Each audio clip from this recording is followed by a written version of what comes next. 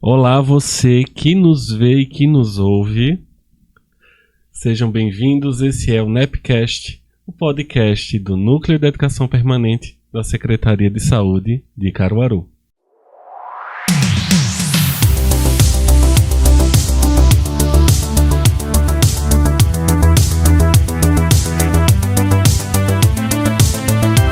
Muito prazer, me chamo Leandro Aleixo, sou psicólogo, terapeuta holístico e professor universitário, e estou com vocês hoje com essas presenças maravilhosas para falar sobre tuberculose. Então, vamos receber nossa querida convidada Mariana Nascimento, que é sanitarista, especialista em atenção básica e saúde da família e está na coordenação das doenças socialmente determinadas aqui na Secretaria de Saúde de Caruaru. Seja bem-vinda, Mariana. Olá, gente. Obrigado pelo convite. E é super importante a gente estar aqui nesses espaços para a gente compartilhar e adquirir conhecimento, né? Maravilha, seja bem-vinda. Obrigada. E estamos também com o querido Efraim Naftali, que é biomédico, sanitarista, doutorando em biodiversidade em saúde pela Fiocruz e atualmente está na gerência da epidemiologia em saúde. Seja bem-vindo, Efraim. Eu é que agradeço, né, o convite. É sempre bom estar por aqui, difundindo informações e conhecimento para a rede, né, e para a população que tem acesso à informação, né, através desse NEPcast. Acho que o primeiro ponto de partida que a gente precisa ter é delimitar o que é tuberculose. Tuberculose, né, é uma doença infecciosa causada por uma bactéria chamada Mycobacterium tuberculosis, né, que acomete as pessoas, né, os sinais e sintomas, eles podem ter perca de peso, sudorese noturna, mas o principal é a tosse por mais de 3 semanas. Né, que também pode se apresentar, né, de forma extrapulmonar. Quando eu digo esses sintomas, eles estão mais ligados à tuberculose pulmonar, né, e a extrapulmonar ela pode acometer os órgãos. Nós podemos ter, por exemplo, a tuberculose óssea, a tuberculose ganglionar, né, então, assim, ela realmente acomete, né, não só o pulmão, mas também outros órgãos. Por que será que a gente precisa se preocupar tanto com essa doença? A tuberculose, né, é uma doença milenar. Né? É uma doença que milenar. Então, é uma doença negligenciada, né? É uma doença de importância para a saúde pública, né? Que existe pessoas que adoecem ainda num grande número. Né? Quando a gente vai ver, né, numa perspectiva Brasil, né, nós temos a doença que mais mata, né? Então é uma doença que realmente a gente precisa se preocupar, né, precisa estar atento, né? Esse trabalho a gente realiza, né, dentro da Secretaria de Saúde, né, de estar notificando, de estar acompanhando os casos, né, de cura, os casos extrapulmonar também. Então, assim, ela precisa ter um olhar diferenciado, né? E a gente consegue fazer isso aqui dentro do município. O que significa doença negligenciada? São doenças socialmente determinadas, né? Hoje o termo que a gente utiliza são doenças socialmente determinadas e ela realmente está ligada, ela pode pegar qualquer classe social, mas ela está muito ligada à vulnerabilidade. E a vulnerabilidade ela está presente, né, nas classes mais abastadas. Sim, e pegando assim o gancho do que a Efraim vem falando, é que a transmissão dela é super contagiosa, né?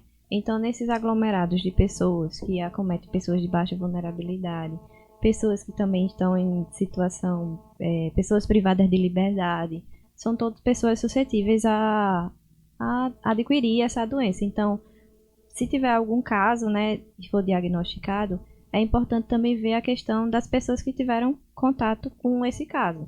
E aqui na secretaria, as equipes fazem todo esse papel de acompanhar e examinar esses contatos da doença. Quais são outros exemplos de doenças negligenciadas, para a gente ter uma ideia? Esquistossomose, leishmaniose, A hanseníase também. A hanseníase é uma doença socialmente determinada e negligenciada. Né? Não se tem muito, por exemplo, a hanseníase, ela é uma doença também, né, dos tempos bíblicos, a famosa lepra.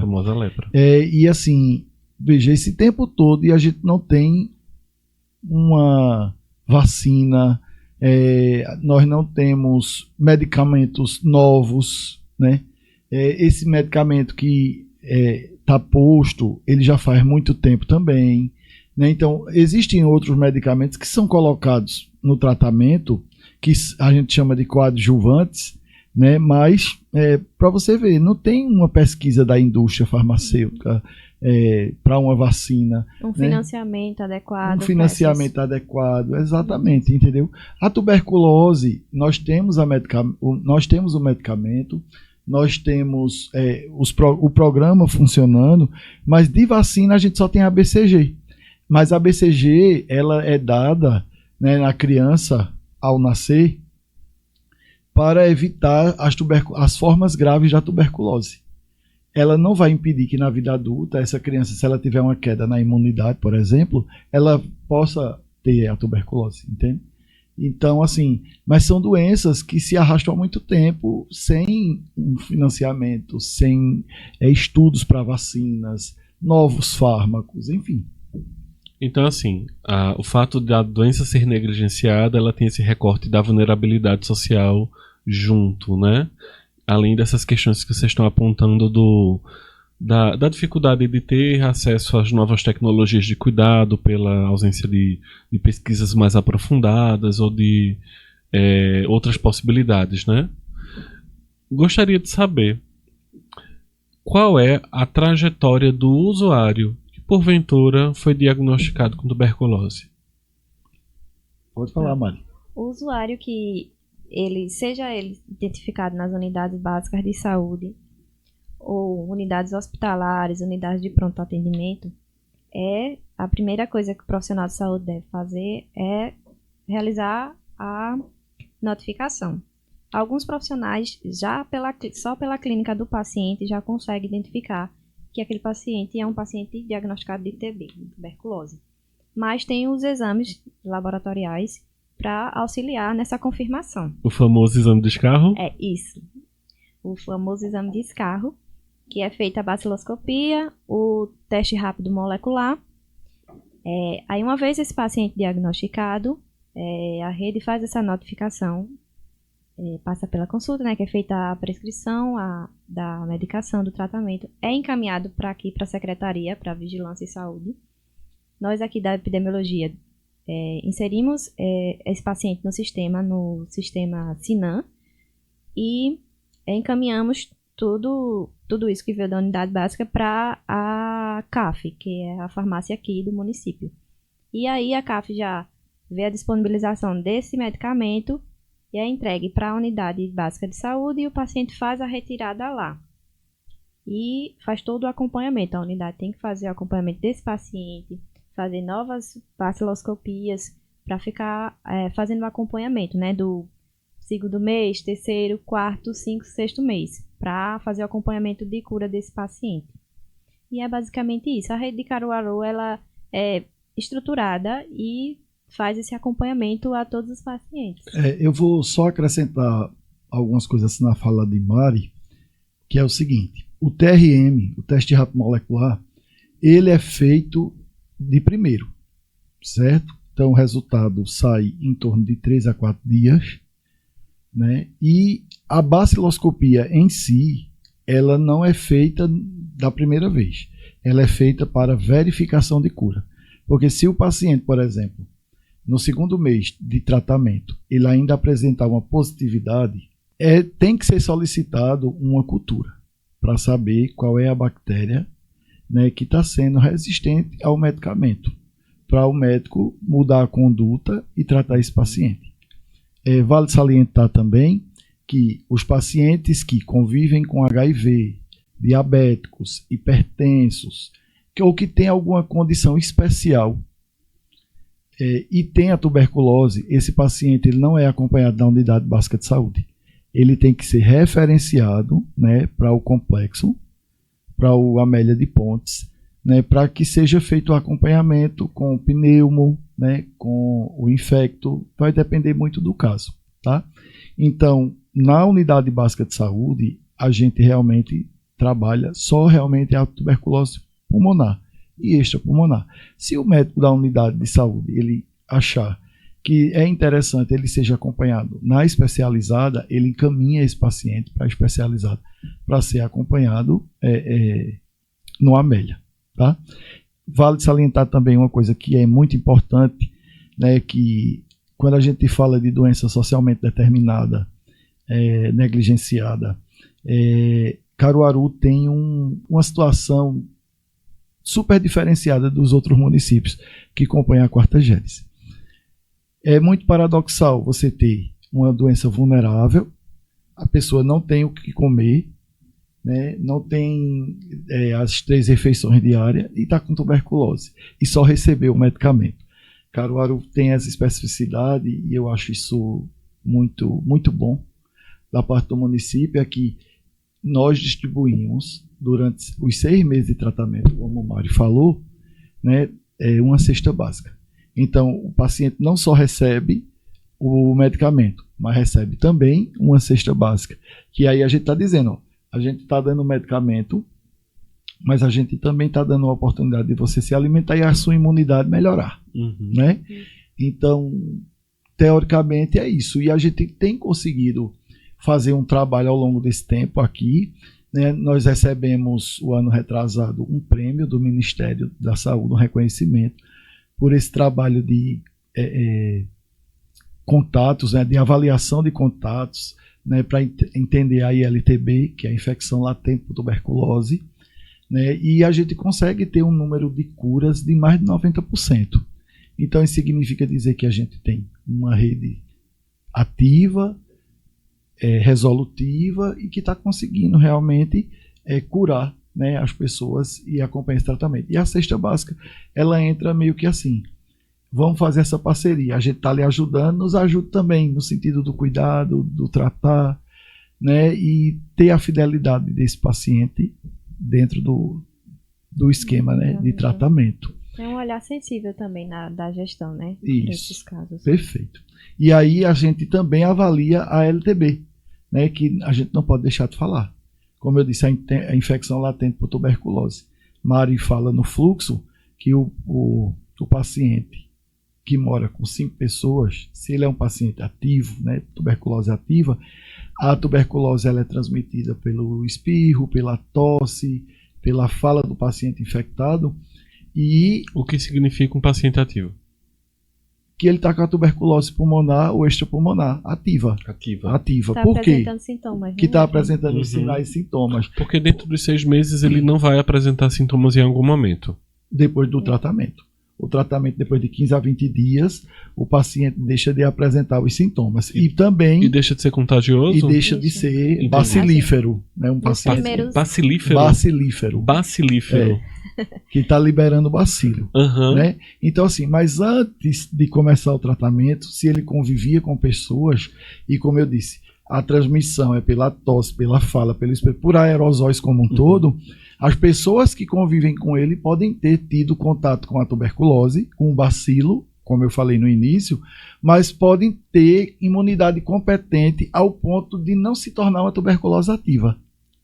E aí ela fica latente, né? Porque ele tem imunidade competente para isso. Então, ela fica meio que escondidinha. Se o paciente tiver uma baixa na imunidade, ela pode se tornar uma tuberculose ativa, com os sinais e com os sintomas. Então, o que é que a gente faz? Antigamente se tinha essa questão, né? A isola, separa o prato, separa o talher. Isso foi uma prática do século XIX, né? Os sanatórios e os leprosários para os leprosos, para quem tinha hanseníase, era para realmente segregar da sociedade. E hoje não é isso, né? Porque a partir do momento que a gente tem uma notificação, uma confirmação de um paciente com a tuberculose ativa, nós vamos fazer os contatos. E os contatos, a gente também faz um diagnóstico, que usa o PPD. que é a prova tuberculínica, né? Então esse paciente, esses contatos desse paciente vão para uma Amélia de Pontes e lá é feito também. Se for reativo, se for positivo o exame, esses pacientes, essas pessoas que moram, né, com esse paciente que tem a tuberculose ativa também são tratados. E aí a conduta vai ser médica, se são 6 meses ou se são 9 meses. Mas não é uma quantidade de drogas como a da pessoa que está com a tuberculose ativa, né? Geralmente o paciente começa com 4 drogas e depois termina com 3 drogas combinadas. Então, e com o paciente com ILTB, ele geralmente ou é uma droga, ou é outra, ou é uma combinação de drogas também, de duas drogas. Então, assim, é tratado também. Então, depois de 20 dias, o paciente deixa de ser bacilífero, né? E quando deixa de ser bacilífero, se todo mundo está sendo tratado, então está tudo ok. Então, a gente não precisa segregar ou criar sanatórios, leprosários para atender, e a gente começa a combater e realmente fazer o controle dessa doença. É importante também que esses pacientes que são identificados com a ILTB, eles não transmitem a doença. Quem vai transmitir a doença é quem está com a tuberculose ativa. E voltando assim para a questão dos contatos, né? Foi falado sobre os familiares, né? Pessoas que convivem com essa pessoa. Mas também pessoas que têm esse contato prolongado, por exemplo, no ambiente de trabalho. Já chegou o caso aqui de uma pessoa que trabalhava e os colegas de trabalho entrou em contato aqui com a vigilância para saber o que é que se fazia, se tinha alguma coisa aqui, um bloqueio. Aí foi orientado que essas pessoas que tiveram contato com esse cidadão, que foi diagnóstico com TB, procurassem a unidade básica de saúde de sua referência. Não precisa ser a unidade básica que a pessoa é acompanhada, mas qualquer unidade básica que é próximo da sua residência, para passar por uma avaliação, já que ela foi um contato de TB, tuberculose pulmonar. Gostaria que vocês comentassem um pouco sobre a importância da notificação desses casos. Sim, é super, hiper, mega importante, né? Inclusive nós estamos fazendo um movimento dentro da vigilância, né, para que a gente aperfeiçoe e qualifique, né, essa notificação. Nós temos casos que são realmente gritantes, né, na questão da notificação, porque assim, ela é o start de tudo, né? Eu só vou fazer qualquer ação de saúde a partir da notificação. Então, a gente percebe que existem alguns profissionais que não têm vamos dizer assim, não tem tanto comprometimento com essa questão, mas ela é muito importante. A gente, na vigilância, está pegando situações tipo assim, no lugar do nome do paciente, as características físicas dele, alto, magro, pardo, né? Então, assim, isso dificulta, né? Por exemplo, nessa que eu citei agora, é um paciente que veio a óbito. Como é que eu vou fazer a investigação se eu não tenho o nome dele, se eu não tenho nome da mãe, se eu não tenho data de nascimento? Endereço, entende? Então, assim, tanto os dados individuais, né, do paciente, como também os dados complementares para fechar o caso são super importantes. Então, a gente reforça, a gente está com uma atividade de reforçar as unidades, não só as unidades básicas de saúde, mas principalmente as unidades de pronto atendimento, de urgência e emergência. Sabemos que a demanda é muito grande, temos consciência de que a quantidade de pessoas e o movimento é maior, mas a gente não pode perder essa qualidade, porque se perder a qualidade, a gente vai perder o start do processo, o tempo oportuno, né? Por exemplo, existem casos como o dengue, por exemplo, para uma gestante que apresenta exantema, é extremamente importante a avaliação do tempo até o 5º dia do aparecimento dos sinais e sintomas. Por quê? Porque é uma coleta de PCR que vai determinar se é dengue, zika ou chikungunya, se tem alguma coisa que está atrelada, porque assim, os vírus ainda continuam circulando, né? E a gente precisa fazer bloqueio, a gente precisa fazer ação em tempo oportuno para que a gente mitigue, né, faça a mitigação dos agravos. E aí a notificação ela é muito, muito, muito, muito importante. E a gente, né, tenta sensibilizar esse profissional, que independentemente da correria, do movimento que é dentro da unidade, a gente consiga fazer uma qualidade, ter uma qualidade nessa notificação, para que a gente consiga fazer realmente os bloqueios e o trabalho de minimizar. Quais são outros principais desafios para a gente construir uma sociedade livre da tuberculose? Uma coisa assim que é bem importante é fazer a buscativas de sintomáticos respiratórios dentro do território, né?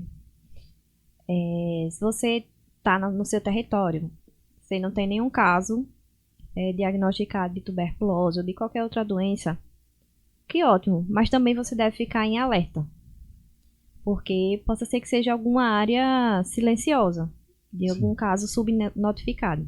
Então a gente, sempre que pode, fala com as equipes para fazer essa buscativa de sintomáticos respiratórios, porque o Ministério da Saúde até disponibiliza um livro de acompanhamento de sintomáticos respiratórios. Não quer dizer que aquele caso está confirmado para tuberculose, mas que o ACS está fazendo visita, está vendo lá nas residências pelo menos uma pessoa que está com algum sintoma, que é um sintoma assim tão comum, né? A tosse, uma febre. Aí a gente sempre frisa isso, que é bastante importante você estar tendo conhecimento do seu território para que a gente dê start, seja numa notificação ou em alguma ação que a gente possa desenvolver dentro desse território. E uma coisa importante também, que eu sempre gosto de falar, é o seguinte: se é uma doença socialmente determinada, precisa se ter um olhar, que eu acho que esse é o grande desafio do processo. Precisa se ter um olhar só não da secretaria, mas de outras secretarias, de outros órgãos, de governos, para a questão do saneamento básico, da questão da moradia, né? Porque assim, não é só a transmissão da doença, né? Porque a gente tem o tratamento, tem toda essa questão que Mari falou, de fluxos estabelecidos. Mas é preciso que a gente tenha um olhar diferenciado realmente para os outros aspectos sociais, né? Uma boa alimentação, moradia, saneamento básico, isso faz toda a diferença dentro do processo quando eu trabalho tuberculose, né? Nós temos, quando nós estudamos a história natural das doenças, a gente vê que a doença ela não só tem um fator, ela é multifatorial. Né? Então, os fatores da tuberculose não é só da saúde em si, de ter o medicamento, de conhecer o agente. Né? Existem fatores de ordem social, política, cultural, né? Porque nem todo mundo quer aderir à questão do medicamento. Os abandonos, né, que nós temos aqui são abandonos que estão ligados estritamente a essa questão psiquiátrica mesmo, psíquica. Por exemplo, a gente tem pacientes com tuberculose que são etilistas, né? Então, assim, não é só um trabalho da secretaria em si, né? É um trabalho multiprofissional para chegar nesse usuário, né? Conversar com ele, tentar mudar essa cultura dele, né? Os pacientes psiquiátricos também, nós temos uma dificuldade tão grande, e os abandonos estão muito ligados a essa questão também. Então, não é só a questão da saúde, porque o que a saúde está podendo fazer, ela está fazendo, e está fazendo com excelência, né? A prova são os números de cura, né? dos contatos, enfim. Mas quando você fala, né, da perspectiva de futuro, dos desafios, os desafios são esses, de olhar a doença não só da ordem da saúde, olhar a doença de forma holística, né, de forma os olhares das condicionalidades, né, que levam a essa questão. E aí, como eu disse, de ordem mental, social, cultural, enfim, é um grande desafio. E também o conhecimento, Léo. Eu acho que, assim, enquanto mais difundido o saber, mais fácil para a gente chegar ao controle, as pessoas ficarem mais atentas aos sinais e sintomas do seu corpo, conhecer seu corpo. Eu acho que é isso, os grandes desafios nossos. Porque envolve muito dar essa visibilidade, né? Acho que o nosso compromisso enquanto profissional de saúde também é de trazer à tona essas discussões, de sempre lembrar a sociedade dos riscos que existem, das doenças que muitas vezes são invisíveis e que elas precisam ser cuidadas e pensar nessa complexidade, né? Não é uma tarefa fácil, né, da gente pensar nessa complexidade, mas é algo que a gente precisa sempre estar em movimento. É esse o papel que a gente está fazendo, né? Esse podcast com vocês é para que a gente difunda de fato esse saber, essas informações, mas também, né, hoje é o dia realmente, né, o dia 24 de março é o dia que se comemora, não é comemorado, é lembrado da tuberculose, né? Então, dessa semana todinha a gente preparou uma programação. As unidades de saúde, elas vão estar atentas para fazer busca ativa, para fazer palestras, né, para chamar a comunidade para a unidade de saúde. Então, isso é super importante, porque é nessa informação, né, onde a gente chama a comunidade, que a coisa boa acontece, da informação e a unidade e a comunidade se empoderar desse processo. Porque eu sempre digo, Léo, que assim, enquanto saúde, né, na minha sala de aula eu digo isso, enquanto saúde, a gente está fazendo a nossa parte, mas a saúde, ela não é só um trabalho dos profissionais da saúde e da saúde. Porque não se constrói saúde somente na Secretaria de Saúde com os profissionais de saúde. Exatamente. Ou nas unidades, eu diria também. Por quê? Porque isso o trabalho da saúde é um trabalho de muitas mãos. Eu também tenho que ser corresponsável pela minha saúde, né? Eu sempre dou o exemplo de que, desde que o mundo é mundo, que a gente sabe que água limpa e parada é foco de Aedes. E se cultura fosse fácil de mudar? Né? Se cultura fosse fácil de mudar, se todo mundo realmente se empoderasse do processo, né, de saúde e doença seu, eu não precisava do agente de endemias passando de 2 em 2 meses para tratar o depósito, ou cobrir o depósito, ou dar orientação. Né? Então, assim, isso não é um trabalho só das mãos da secretaria, é um trabalho de muitas mãos, e que também inclui a comunidade. Mas a comunidade pode não ter a expertise ou não pode ter o saber. E o nosso papel enquanto profissional de saúde é fazer o quê? É levar essa informação, né, para que a gente consiga fazer com que o outro se empodere do processo. E na fala tem que dizer, você é responsável pelo quintal da sua casa. Né? Você é responsável em cuidar da sua saúde também, com as informações que você tem. Tá? Eu acho que é por aí o caminho. Que maravilha. Então a gente prevê aí que na semana alusiva à tuberculose, ao enfrentamento, né, à visibilidade da tuberculose, a gente vai ter várias atividades alusivas para lembrar a sociedade e os profissionais de saúde em prol desse processo de cuidado. Exatamente. É isso, Léo. Gostaria de complementar alguma coisa, Mari, sobre essas possibilidades? Eu acho que é um desafio cotidiano, né, gente, de poder tratar sobre essas questões. Sim. Sim. Agora, o que me impactou mais dessa questão das doenças negligenciadas é que, como você bem falou, são doenças que estão há muito tempo com a gente, né? Que a gente convive, né? Enfrentando-as e tentando dar visibilidade há muito tempo. Exatamente.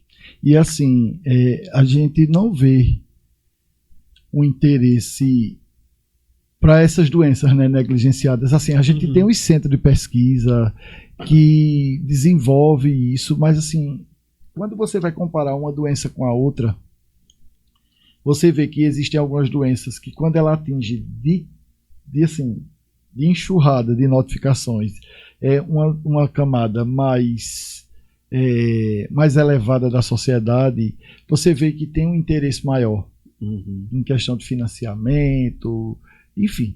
Quando você vê que é uma doença que acomete mais as camadas menores, menos desfavorecidas, você não vê tanto empenho de indústria farmacêutica, né? E você vê, assim, quem nos salva no final das contas é o profissional do SUS, é o pesquisador do SUS, é quem entende do processo, né, e vê na ponta, no trabalho, no miudinho, a necessidade de descobertas de medicamentos e vacina, e os centros de pesquisa, que são, na maioria das vezes, financiados pelo poder público, né, pelo SUS, pelo Ministério da Educação, Anvisa, em pesquisas, é realmente o que vem para a gente, né? Não tem aquela farmácia, não tem aquele grupo farmacêutico, não, vamos pegar essa doença, vamos estudar, e porque vamos tentar mitigar esse processo ou tentar erradicar, enfim. Eu pelo menos tenho essa visão, né? E eu digo assim, se não fosse o SUS, se não fosse os centros de pesquisa, se não fosse a academia produzindo para tentar melhorar o processo, né, a gente estava muito atrasado ainda. Graças a eles, graças ao SUS. Pois é, lembrando que o tratamento é todo disponibilizado pelo SUS. Se o paciente for identificado numa rede privada, ele vai ter que ser encaminhado para alguma unidade pública de saúde para que possa fazer acompanhamento todo pelo SUS. E as pessoas que necessitarem vão ter esse aval aí da alimentação, né, para ajudar a imunidade também através da cesta básica. Isso. Maravilhoso. É um assunto que infelizmente não se esgota em uma conversa só, né? Espero que a gente, em decorrer dos episódios e das temporadas, que a gente consiga trazer à tona não só a tuberculose, mas outras doenças negligenciadas, né? Com certeza. Eu acho que é importante. Muito importante. Infelizmente a gente está chegando ao fim do episódio e gostaria de deixar a fala para vocês conseguirem dar uma mensagem final e se despedirem da nossa audiência. Nós estaremos sempre disponíveis aqui na Secretaria para tirar qualquer dúvida com relação ao agravo ou aos fluxos, né, que possam existir, as dúvidas. E dizer que é sempre um prazer, Léo, estar por aqui. Eu acho que isso é uma construção coletiva também. E vale muito a pena, porque aí é como eu disse, né? O enfrentamento da tuberculose é de muitas mãos, né? E eu acho que Caruaru tem conseguido fazer isso, né? Os profissionais que estão na rede são pessoas extremamente comprometidas. Então, a gente está junto.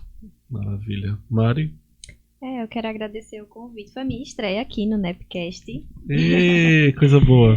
Agradecer o convite. É sempre importante a gente estar debatendo sobre esses assuntos, né? Por mais que não seja uma doença nova que foi descoberta agora, de muito tempo, como a gente já falou aqui, mas discutir esses processos, discutir a doença é sempre importante para que a gente empodere o outro, passe informações, e nosso papel é esse aqui, né?